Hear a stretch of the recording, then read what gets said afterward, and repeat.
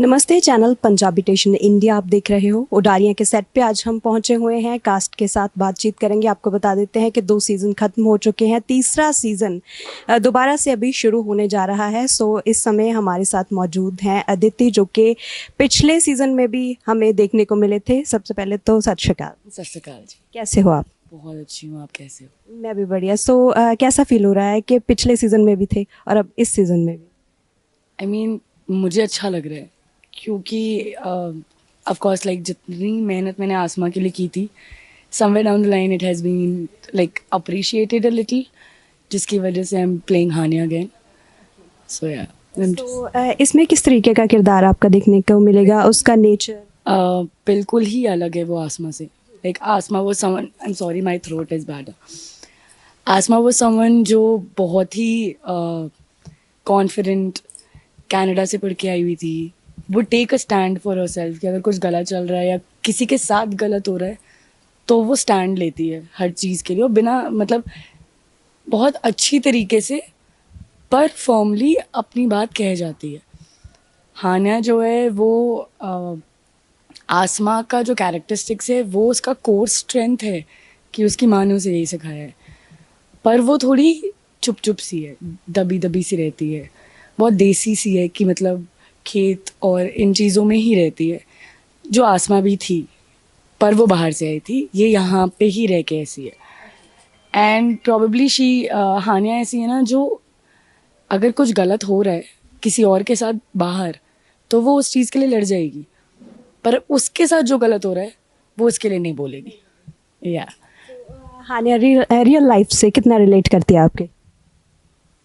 अभी फ़िलहाल मुझे लगता है, मुझे अपेरेंटली बहुत टाइम नहीं हुआ है हानिया के साथ करते हुए, but she is very chirpy, very bubbly, happy go lucky. और Asma has that, Aditi has that side, मतलब खुद को आसमा बोलते बोलते अदिति हैज़ दिस साइड जहाँ वो बहुत चर्पी सी रहती है। मैं सेट पे घूमते खेलते फिरते अपनी सारी चीज़ें कर रही होती हूँ। That's what is very common in Hania. तो हानिया बहुत चर्पी सी है। तो जैसे कि आप पिछले सीजन में भी थे, तो मिस कर रहे हो पुरानी टीम को? My team is your. कुछ लोग हैं जो रिटेन हुए हैं, जो हमारे मतलब मेरी फैमिली जो थी वो रहने वाली है, but the most I am gonna miss, and it's very sad, but yeah, like I'm gonna miss Arman, I'm gonna miss Anuraj a lot. मेरा उसके साथ बॉन्ड और कनेक्शन इस लेवल तक का बन गया था कि now I have to restart again and make it with Sarab, Anivesh basically. तो विच इज़ एक्साइटिंग कि आप न्यू कैरेक्टर हो, आप न्यू चीज़ें कर रहे हैं, but of course it's very sad know when you have worked with someone, आप किसी के साथ इतना लंबा काम करते हैं और फिर ऑल ऑफ अ सडन आप रोज़ उसे देख रहे हैं, आप 20-20 घंटे उसके साथ हैं, और फिर अचानक से वुफ, इट्स गॉन। सो या इट्स स्कैरी। और अगर आपके हाथ में होता तो आप किसे रखते जो लोग चले गए हैं सीरियल से?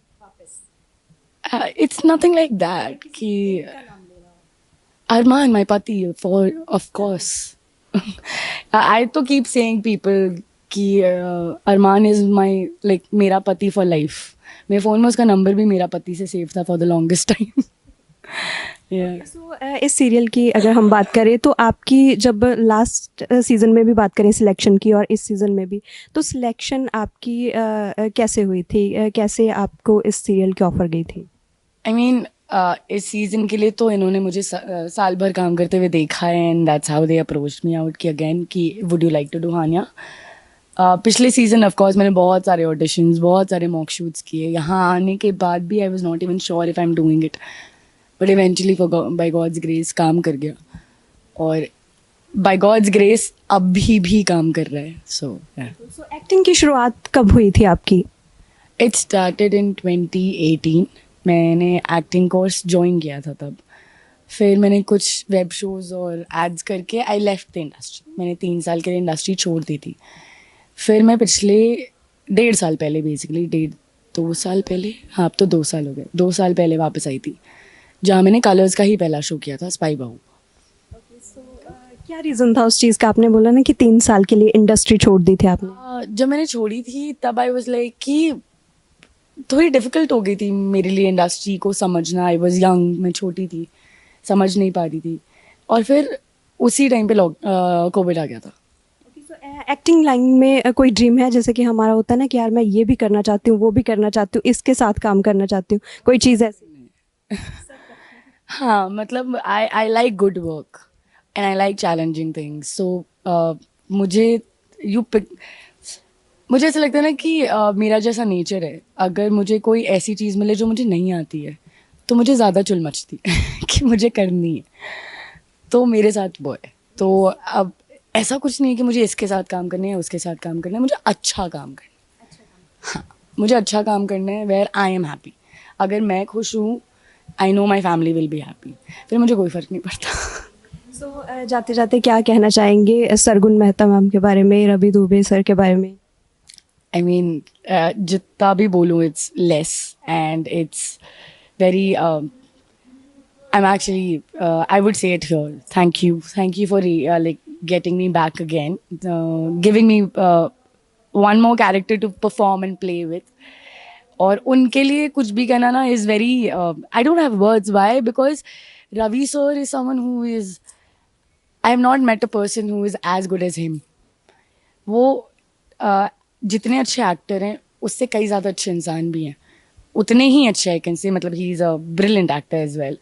And with Sargun ma'am, तो I feel she's chirpy, she's nice, she's a good human being, and her explanation skills to explain something and make you understand in one go is I वो sorry term नहीं याद आ रहा, पर बहुत ही अच्छी है.